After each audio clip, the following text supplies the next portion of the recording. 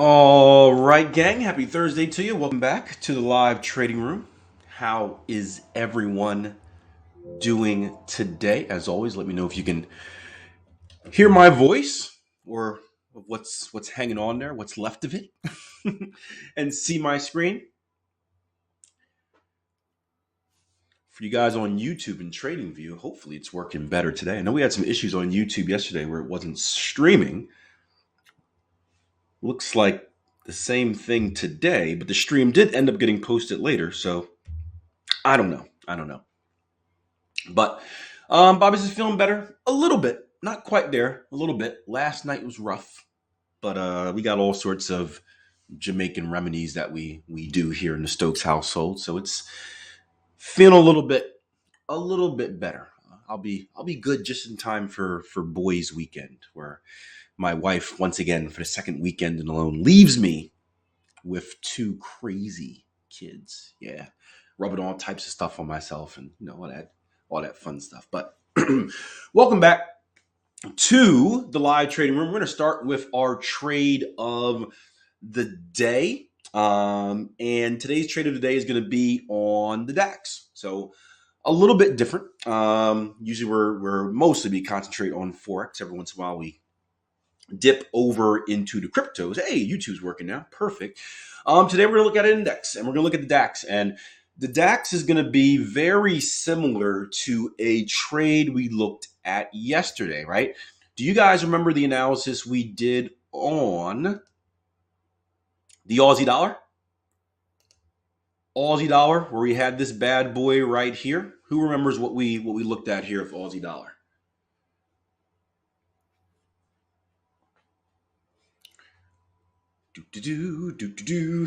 Funny how the market doesn't do too many things. It repeats the same patterns over and over again in slightly different ways. This is where you got to build that discretion, build that intuition, build that ability. Same thing we talked about yesterday in the trader coffee break.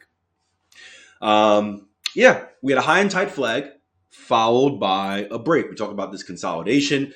We talked about how the probabilities of this specific pattern formation tell us that we should break out to the upside. Now, there was an issue here, the location, right? We often need two things to line up. Not often, but for me, I do. You don't have to be like that as a trader, but we had some good conversations on that yesterday, how the location and the setup, or as I like to call it, the what and the where, need to line up, right? The what would be the particular thing, the pattern formation, the whatever it is you're looking at. The where is where it's occurring at in the chart. For me, aside from advanced pattern formations, what and where have to be aligned. Now, I don't know if it's like that for you guys. I don't know if sometimes it's just the what by itself is that powerful, which it could be. But for me, the what and the where need to be aligned. And the where always comes first. Where we're at is most important. And then what we have is always secondary. But something very similar here with the DAX, where we've got a tight consolidative range where we would anticipate a bullish breakout. However, the where doesn't necessarily line up, right? We haven't violated a previous structure. We are still holding at a previous structure. So I bring this up, although it's not a trading opportunity that I would be interested in, I still do think it's a good trading opportunity that many of you guys can take advantage of. So we're looking here on the daily chart. And the question is, right, is there room to move higher? If price were to break up, is there room for it to travel? And my answer would be yeah, right? We zoom out a little bit. You can see a pretty nice structure shelf, right? Would you guys agree this level right here holds some importance? The low support, right? There is room for price to push higher up to that level. We go down to the 4-hour chart. And again, you start to see your consolidative zone right here. I don't know if you guys remember this from a few weeks ago, but we looked at this as well. Very similar situation here. Different type of pattern, right? This is an ascending triangle, right? Which is another sign for a bullish breakout. Broke out beautifully from that, but same thing. The what was beautiful, ascending triangle, my favorite pattern formation, my favorite simple pattern formation. The where right at structure wasn't beautiful. So we broke out of that. We came right back into another period of consolidation. You can see we actually did end up breaking and closing above the highs here, but you can see this tight range right here. And now we have retested the bottom. So if you're someone that has a bullish prediction here, and this is the aggressive way to trade it, we know that there are, if you don't know, there are, I shouldn't assume, right? There are 3 ways that we teach trading breakouts or breakout patterns, right? And this is considered a breakout pattern, anything that coils and pops, like a spring being squeezed together, a spring of volatility being squeezed together until at some point it's released and boom, it breaks out. That's how the markets typically move. There are 3 ways. One is after the breakout. That will be your typical kind of breakout and pullback. So you get confirmation of the breakout, you get your pullback, and then you look to buy. One would be during the breakout. So price is breaking out. And let's say you use a buy stop order right here, and boom, as soon as that train is moving forward, you stick an arm out and grab it. It's probably a bad idea. Disclaimer, don't stick your arm out and try to grab a moving train. Probably end badly. But from trading purposes, getting involved during the breakout while the market's moving in that direction. And who can tell me what would be the third? What's the third option? If you got your after, you got your during, there's only one more left. Hey. Welcome, TradingView. Yeah, before, during, after, right? And before would be setting yourself up in advance of the breakout. And that happens to be where we're at right now. So an example of that would be, again, finding a reason for entry while the market is testing the lower section of the range. Who can tell me where stops would need to go? Do they need to go down here, right? Good conversation yesterday about stop losses, right? We don't want to be more wrong than necessary. That is the key about stop losses. I think it was either yesterday or Monday, we had a good conversation on how to slowly develop as a trader. And this goes into the post-market analysis, right? Where I think a lot of people believe that in order to become a better trader, you have to win more. Does anybody think that? Going off task a little bit. Does anybody think that, man, the way I have to become a better trader is to win more? I have to up my win percentage. Is that a thought that any of you guys ever had? I did. I had a friend of mine that he thought that so much. He actually had very good systems. He had mechanical systems that were winning up to 70% of the time, and he would never trade them because he had to win more. And he threw away so many great systems. He's a really good trader now, but sacrificed like 10 years of his life doing dumb stuff. But in my opinion, you don't necessarily have to win more. You can win more. That's always an option. But in many cases, right, because we're working off of things that have probabilities, and those probabilities honestly don't really change all too much. Like, the way to kind of slowly improve in trading is your risk management. So if you can not necessarily win more, but if you can win a little bit more on your wins, as far as like a pip or percentage value, and if you can lose a little bit less on your losses, it makes a massive difference, right? Shrinking your stop loss up a little bit per trade, increasing your reward a little bit per trade makes a massive difference. If you don't believe me, run the numbers. If you don't believe me, run the numbers. So we talked about one of the lessons I learned is that, I guess they're all lessons I learned, was not being more wrong than I need to.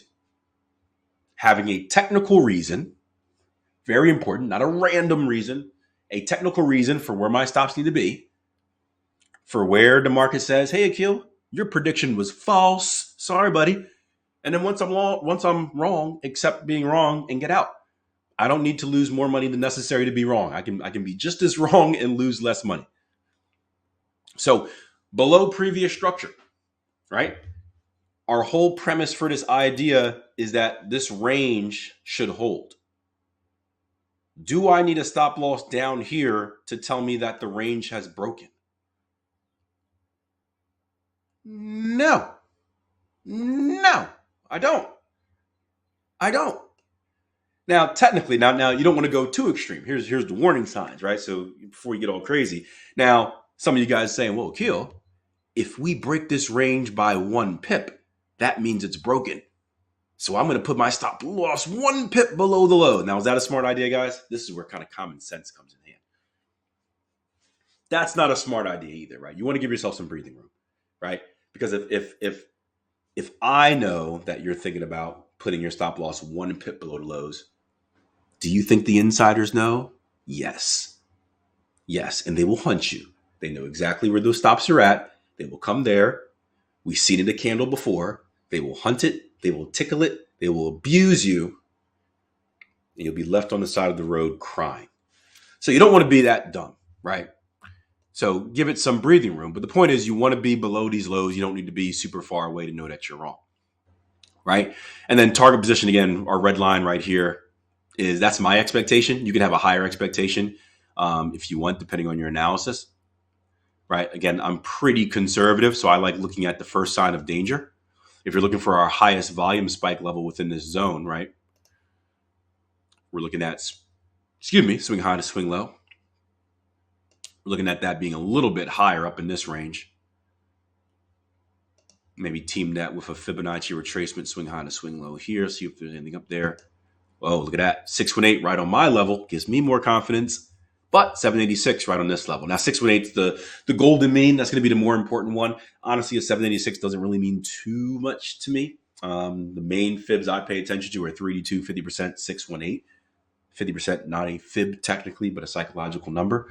But you see some confluence at both of those levels. 618 right at our lows here, no coincidence. 786 right at our volume spike, no coincidence. So a few different levels you can shoot for depending on your aggressiveness. And of course, you can do multiple targets as well. So now the question is, and this is a question that I can't answer for you. You have to answer for yourself. And I'll tell you what, some of you guys don't like that. I was talking to a nutritionist the other day. I brought in a nutritionist to talk to some people about health and stuff like that. And I don't know, are any of you guys familiar with like nutrition or nutritionists in your own right, or like just you're kind of nerdy about health and diets and stuff like that? I hate the word diets. That's a bad word. I shouldn't have used that, but just intake a bit, right? So here's the question, right? As far as nutrition goes, is there any one correct answer for everyone? Is there a cycle that says, hey, everyone needs to eat this portion of that, this specific food, right? No, it's dynamic. There are ideas in what you should work towards, like portion wise, percentage wise, what you need to kind of eat to refuel yourself. But ultimately, at the end of the day, it's trial and error. You have to see what your body reacts to, right? If you eat something and it makes your body feel bad, probably not for you, right? So trading is unique in that same sense, right? Yeah, there are some core principles that, at least this is my philosophy on trading and teaching. There are some core principles that should be obeyed, right? There are some core principles that should be obeyed. There are some core principles that I think everyone should respect. They should be like the perimeter of your trading kingdom, the walls. But within those walls, there's lots of flexibility, and that's like your entries and whatnot. So just like nutrition, where it's like, hey, this is probably some guidelines you should be following, but you can get these carbs from this many places. You can get your protein from animals. You can get them from beans. You can get them from veggies, right? You can get different things from different places. It doesn't necessarily matter where you get them from, but as long as you get them. We're talking about protein shakes. It's like, yeah, well, preferred that you don't get them from protein shakes. Ideally, you want to get your protein and stuff from real food, but nothing wrong with supplementing it. So Raul says, what do you mean about flexibility with entries? I mean that your entries, Raul, and that's a good question, don't have to be the same as Ryan. So let's put an example real quick. Let's say Ryan is a conservative trader here. So both of you guys like this setup. That's a good question. Both of you guys like this setup. Raul is aggressive. Ryan is conservative. Raul, I see something right now that you could have used to enter the trade. Anybody see it? Before I circle it on, let's test your eyes. Higher high, higher close right here. Right? 3-bar reversal. Not a high momentum bearish candle, but a strong bearish candle, doji candle. Higher high, higher close. There's another fancy name for this as well. I remember it from when I used to have flashcards that studied pattern formation. Anyone know this Morning Star, this combination? Is that it? So this could be your entry into this trade. Let's say Ryan's a little bit more conservative. Ryan's like, I need a little bit more. I need a little bit more, right? Ryan may be looking for a double bottom. Same trade, same idea. Could be same profit target. Could be same stop loss. Different entries. And then you can do that same example for, voice is cracking already. Sorry about that. That same example. There we go. Get that testosterone back. You can do that same example for many different ways, right? Entries are endless. Endless. Now, what's key is that you, as an individual trader, should you be all over the place with your entries? No, right? Speaking about health and nutrition, you should be like a yoga master. I was going to say flexible, but it was going to be a bad joke. No, you need to be consistent in your entries. Now, you could be flexible in the amount of entries you have. You could have this entry for this type of trade. You can have that entry for that type of trade. Obviously, they need to be rules-based. But as long as you're consistent, you have to have a plan. You can't come into the market one day and be like, oh, this time I'm going to enter because of this. Tomorrow I'm going to be enter a little bit because of that. Because if you do that, your entries are going to be based off of greed and fear and FOMO. Right? If you want to be in a trade, you'll take a more aggressive approach because you want to be in it. If you don't really want to be in a trade, you should, you'll be like, well, I'm going to wait for a super conservative entry because secretly you don't want to be in it in the first place. So you're hoping that super conservative entry never happens. I'm still hunting pound yen. Oh, we didn't get the double top. I woke up this morning waiting for a double top, didn't get it. A little upset about that. We'll look at that next. So yeah, you don't have to be, and this is what I was talking to, I think it was Rudy yesterday. Rudy was talking about the platform and he was talking about the whole thing, like performance audits and stuff like that. And I was explaining, I said, hey, we're a little bit different than most of those teaching platforms out there. Like we're not selling you a strategy here at Tier 1. We have strategies. Yes, we have a whole training section on strategy. We're not selling you strategies. We are teaching you how to trade and ultimately either do one of two things. One, take one of our strategies that we teach and tweak them to your liking, meaning run them through the strategy development section, make changes, make filters, adjust it to your lifestyle and whatever your plan is, or develop your own strategy. Or take a strategy from somewhere else on the internet, but have the skills to take it, know how to tweak it, and make it yours. And that's the real skill of trading.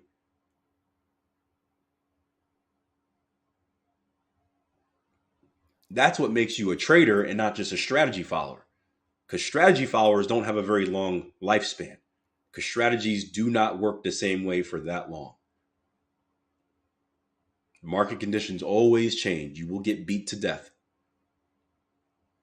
But if you're a good system developer, as Bobby mentioned, you can take said strategy, you can tweak it to market conditions, you can have alternative strategies, you can have strategies that add diversification, right? You have a skill of technical analysis. And when I say technical analysis, it doesn't just mean like price chart stuff. It could be building mechanical systems, moving averages, indicators. You can be like water. Yeah, there we go. Coming back full circle. As long as it's rules-based, of course, going off our conversation. So yeah, so good opportunity here. Again, if you're looking for a double bottom, You got one potentially forming here in the 4 hour. You got about an hour and 10 minutes before it happens. If you're down on the hourly, you got it already. This red candle right here was your entry. And of course, if you don't need to take these targets up here, you can be more conservative as well. And let's say you shoot for, so I'm going to move this whole thing around. You can shoot for maybe just a retest of structure highs here. Again, all about your predictive nature in the market and where you think you're going to go. But very similar to Aussie dollar. Again, saw the same thing yesterday.